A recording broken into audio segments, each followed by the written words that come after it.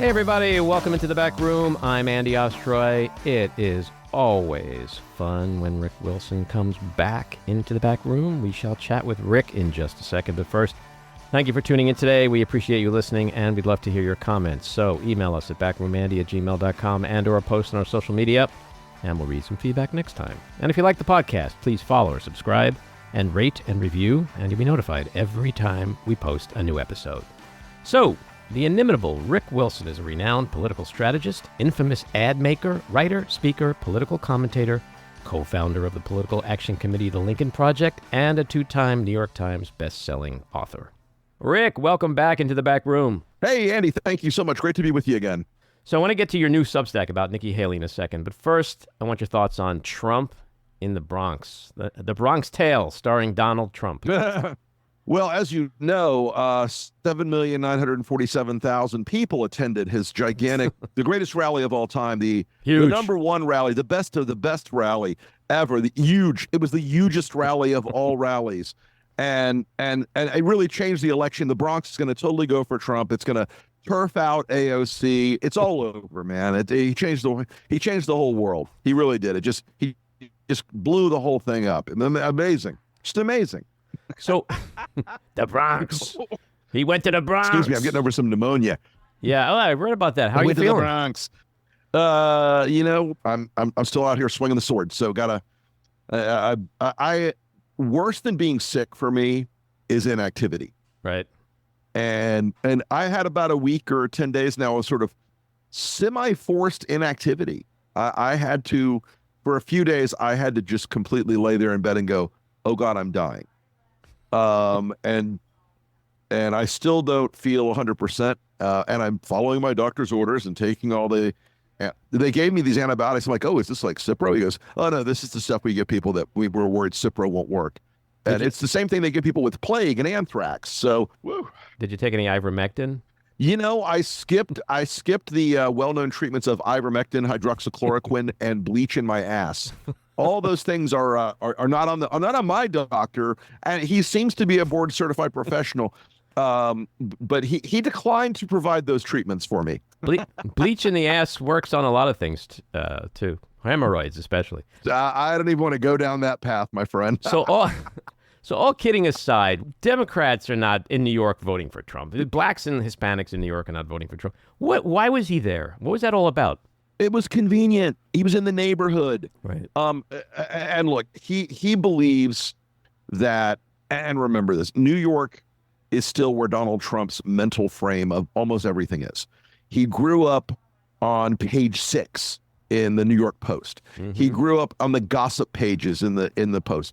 You know, all of the things that shaped his formative image of himself were stories he was leaking and things he was planning.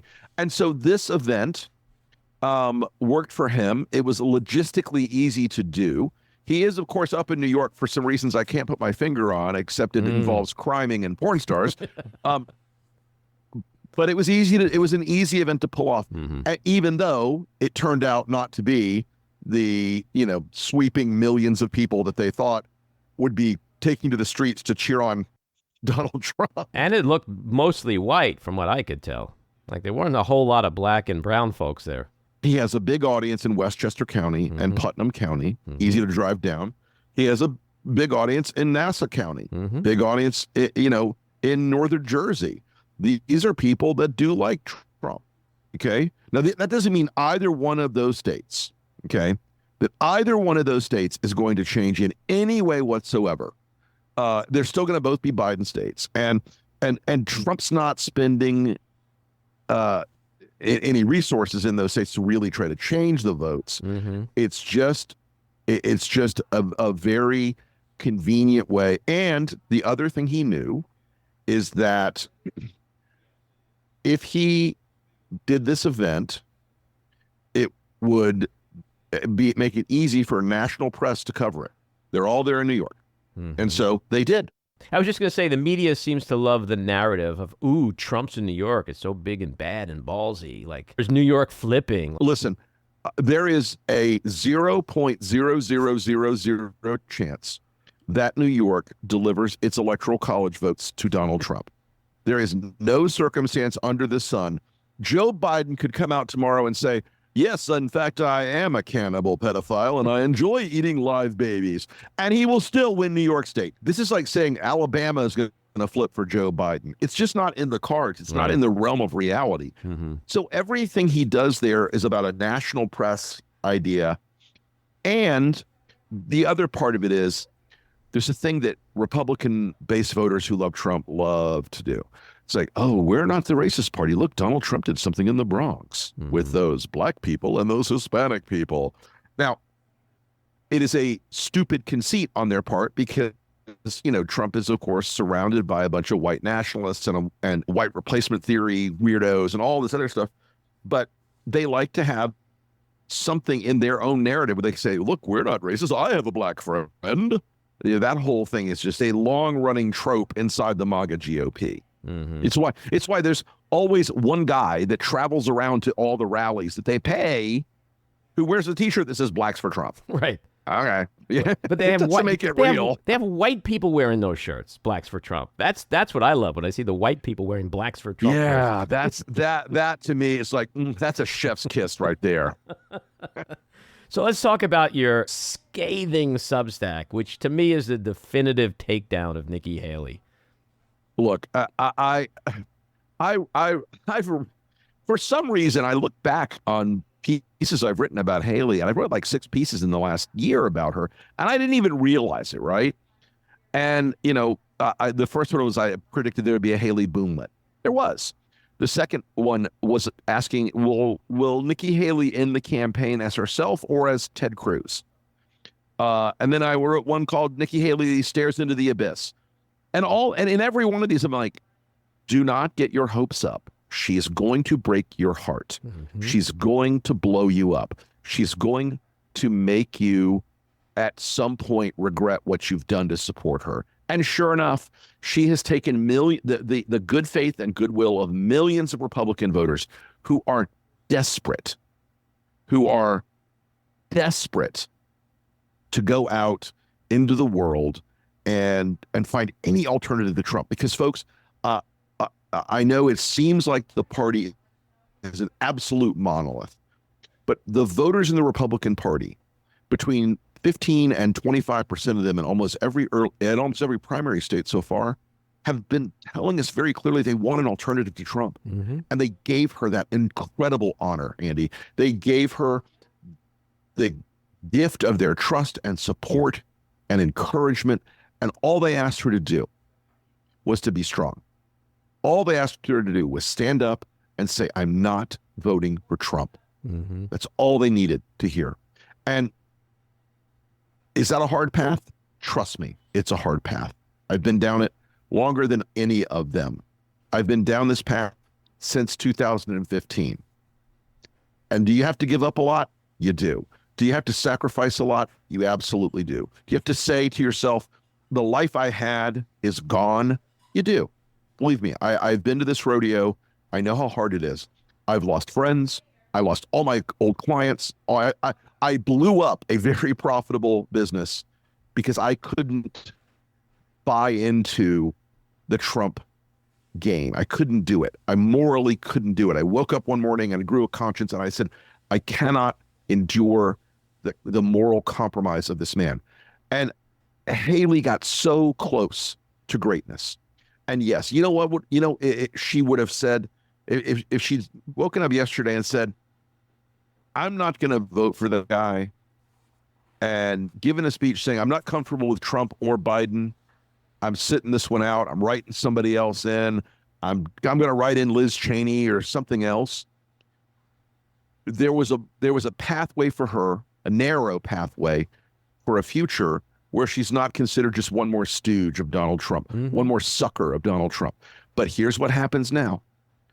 She gets nothing. She sold her soul for nothing, Andy. She gave up everything for nothing. She will not be a candidate for president who's viable in 2028. Why? Because she ran against Trump at all, and the MAGAs will never forgive her. They will never, ever forgive her. She betrayed the millions of people who supported her. Didn't he sort of dangle the carrot of VP last night at the rally? Yeah. Look, he's not going to pick her for vice president. We all know it, and she knows it too. You know why? The color of her skin, the religious origins of her family. There's no way. And Trump already told people, if you read The Divider, Trump already told people, I don't want her in the White House or in D.C. because she's dark. He is a flaming racist, people. You think he's going to put Nikki Haley, who he was out calling Nimrata, and, she's a Sikh. Well, I don't know what religion she is. This is a guy who will never pick Nikki Haley. There's no way in the universe he picks her. And whether he teases it or not only has to do with Trump wanting to be in the media cycle right now because she's a big story at the moment. You wrote this book, Everything Trump Touches Dies, ETTD.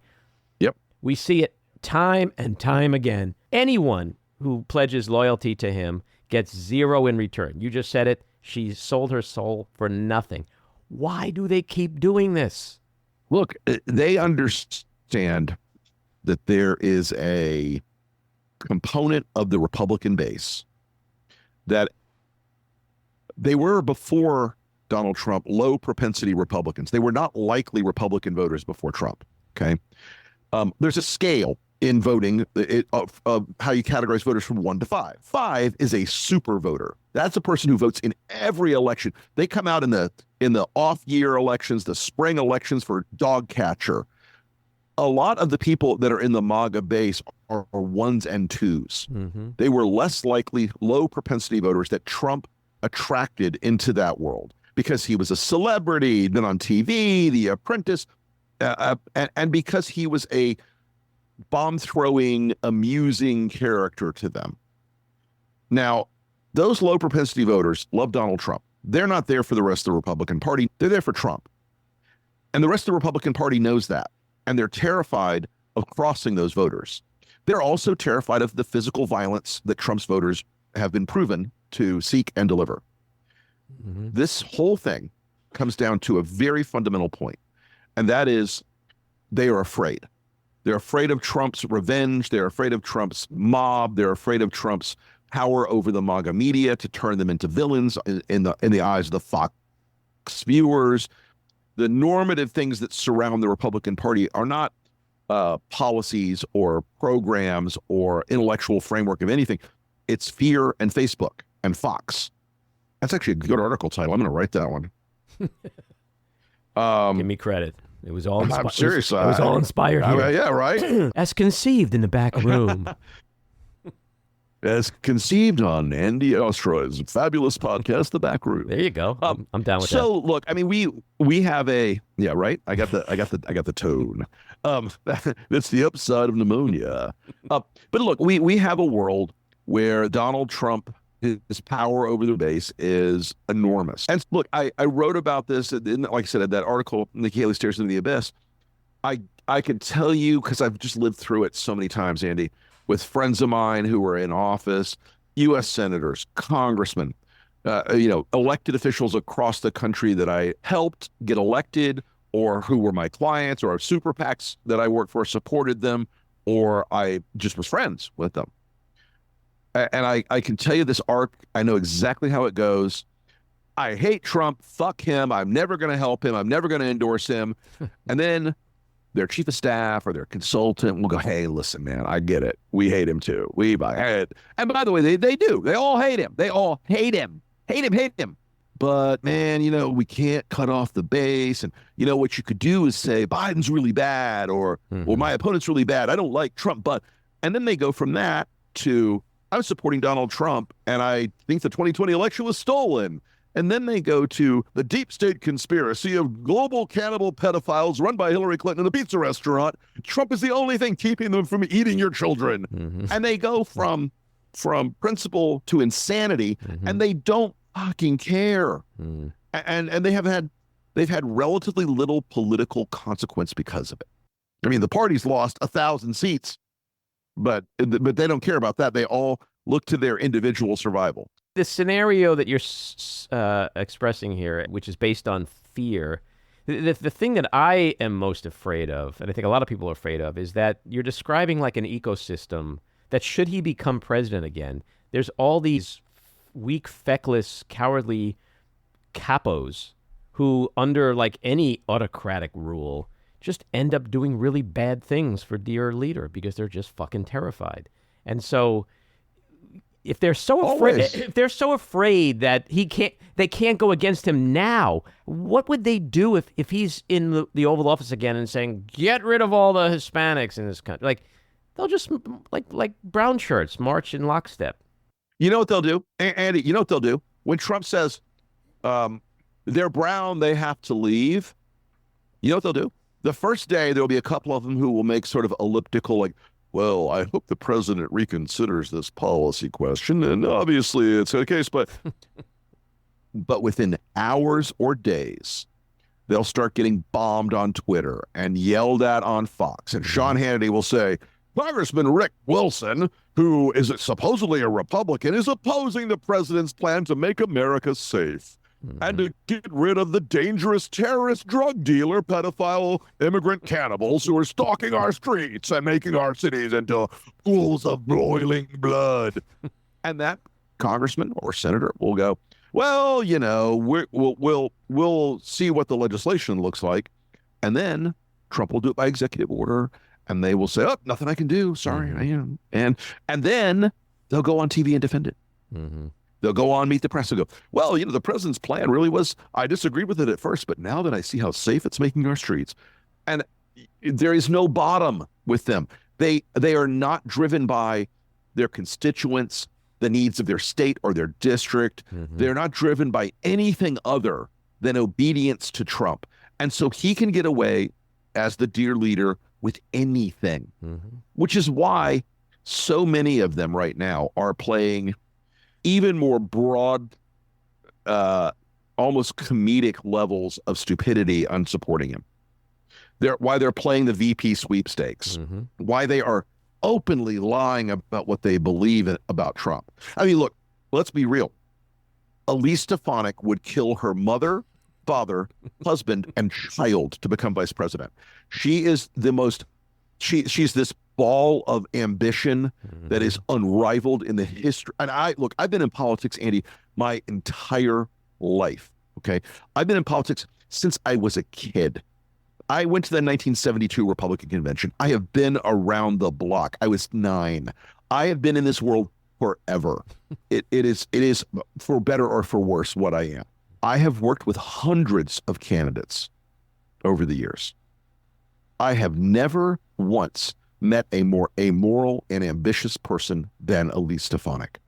She went from being a Bushy, a moderate conservative, a Jack Kemp conservative, a Jeb Bush style, Marco Rubio style. We got to change the party and be more inclusive and smarter and less about white grievance and more about American opportunity, to being the most servile Trump cheerleader you could possibly imagine.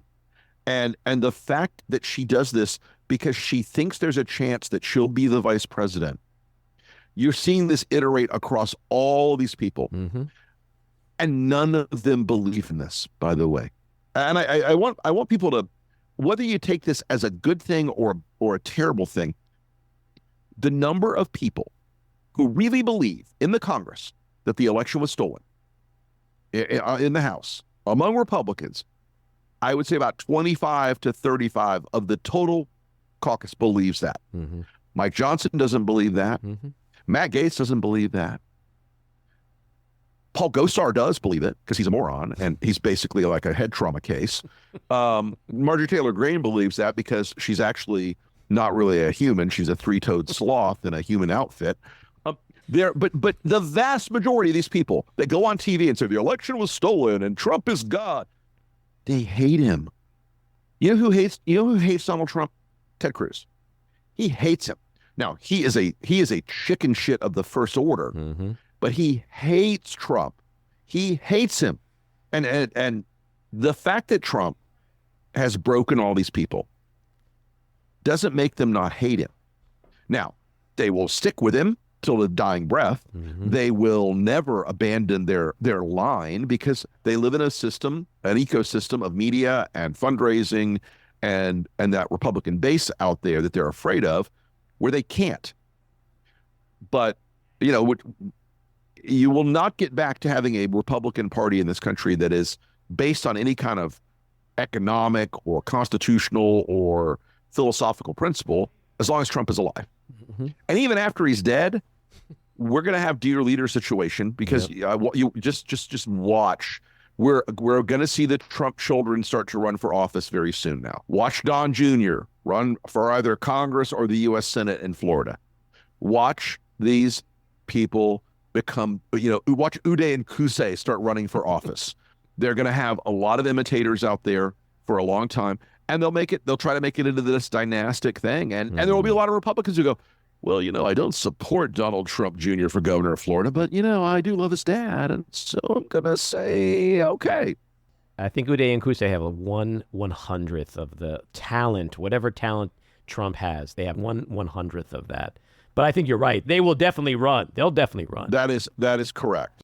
Look, the vice presidential sweepstakes right now, the inside track, inside Trump world, the inside talk inside Trump world it's a fight between J.D. Vance and Tim Scott. Mm. And at the end of the day, neither one of them works in the old formulation of why do you pick a vice president? There were two reasons in the past to pick a vice president. One, to help you win a state. Mm-hmm. They're going to win Ohio. It's a red state. They're going to win South Carolina. It's a really red state. Okay. So neither one of those guys makes sense in that regard. But Trump is looking for two things.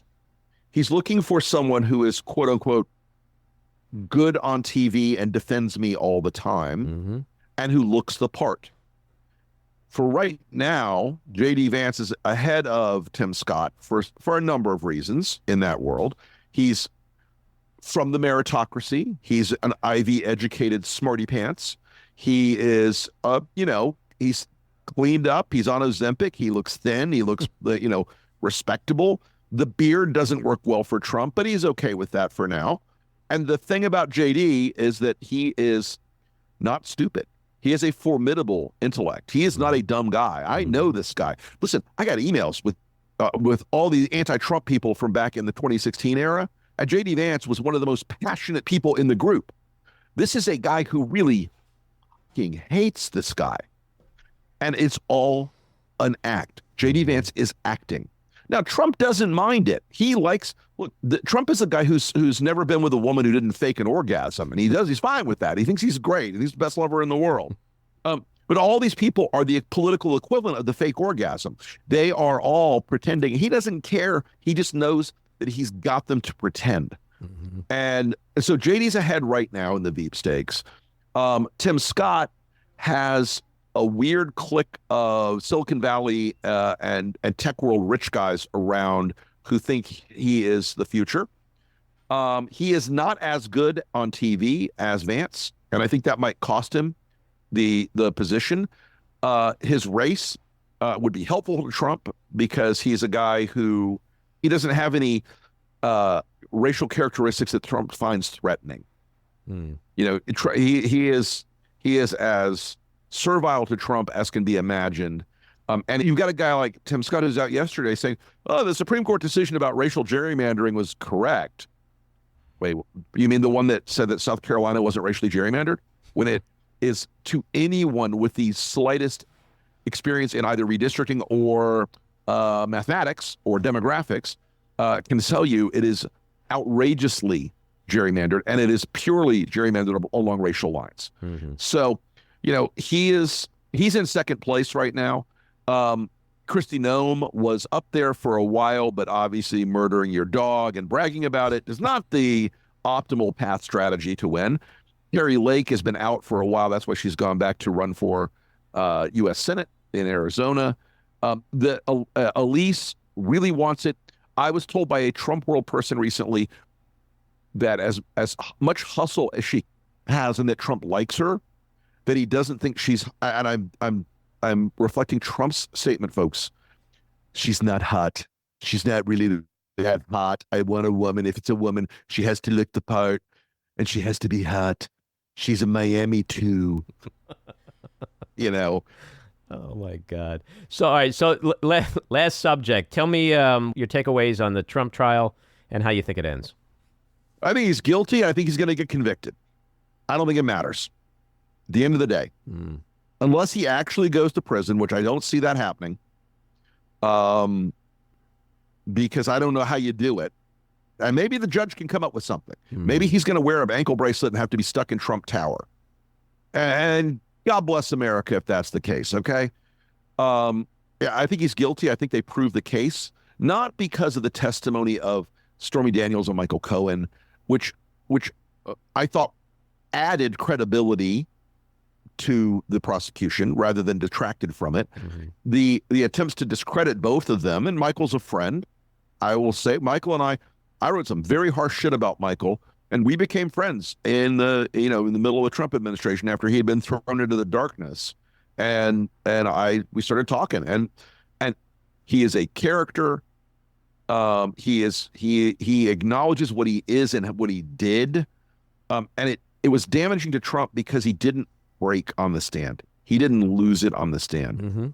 It's like, yeah, I was working for a criminal. I was doing criminal things for a criminal.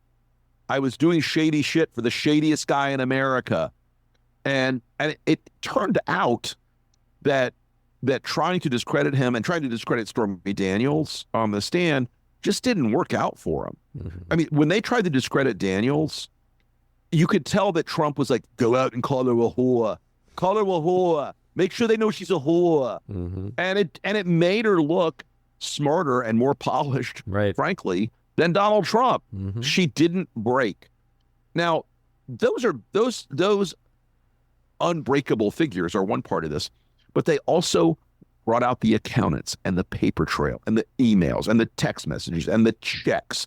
And David and Bob Costello, I think. Bob Costello was a disaster for them, a train wreck. But all the people that the prosecution put on the stand, you end up with those people. David Pecker from AMI coming out there and describing the catch and kill scheme that Trump bought into, describing his willingness to do this because of the campaign. And remember, folks, Donald Trump did not do this because he loves Melania so much. I mean, he just wanted to protect Melania. Come on. There's no one in the world who will buy that line of bullshit. No human being will buy that line of bullshit. Yes, I love Melania so much, I'm going to go out and sleep with porn stars and models and escorts and hookers and God knows what else to show my love for Melania. I want to protect her. While she's pregnant. Right. While she's pregnant and while she's a new mother. Right. And you know that Melania at some point will be like, I'm thinking great for fucker. Right. But all of the paper trail evidence in the trial, all of the check signed by Donald Trump, all of the understanding that unless Donald Trump and Alan Weisselberg approved it, not a dollar went out of Trump world without him knowing about it and with his intent.